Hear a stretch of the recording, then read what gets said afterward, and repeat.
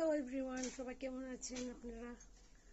আর আজকে সানডে, তো আজকে রান্না করছি পনিরের রেসিপি করছি। আজকে পনির রান্না করছি। তো চলো রেসিপিটা ঝটপট করে দেখে নাও অল্প কেমনি বানাচ্ছি আমি।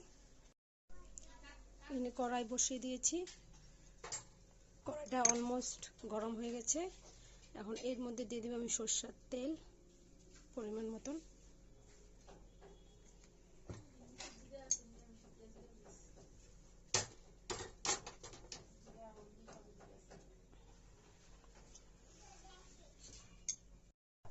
তেলটা গরম হয়ে গেছে, এর মধ্যে দিয়ে দিব নুন,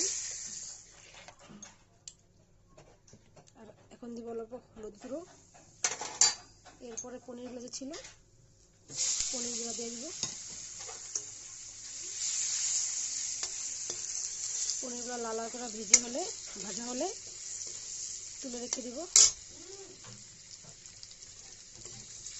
আজকে একাদশী, তাই ঘরে নিরামিষ হচ্ছে। আমি একাদশী করছি, তার জন্য আজকে আমি কিছু খাবো না।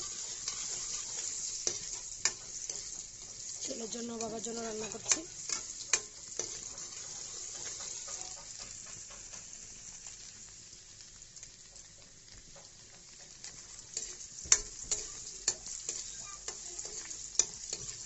পনিরগুলো অলমোস্ট ভাজা হয়ে গেছে, এখন এক এক করে তুলে নিব।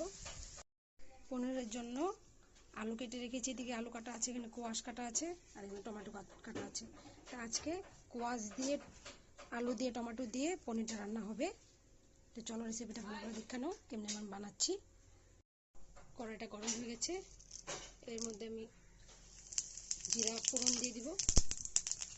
জিরাটা হয়ে গেলে এর মধ্যে তেজপাতা ফোড়ন দিব একটা। তারপরে এক এক করে সবজিগুলো দিয়ে দিব।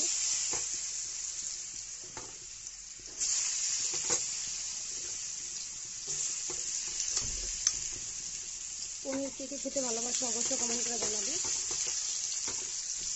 আমার যদি ভিডিওটা তোমার একটু ভালো লেগে থাকে তো অবশ্যই করবো। আর এখানে যেটুকু কোয়াশগুলো এর মধ্যে দিয়ে দিব আমি।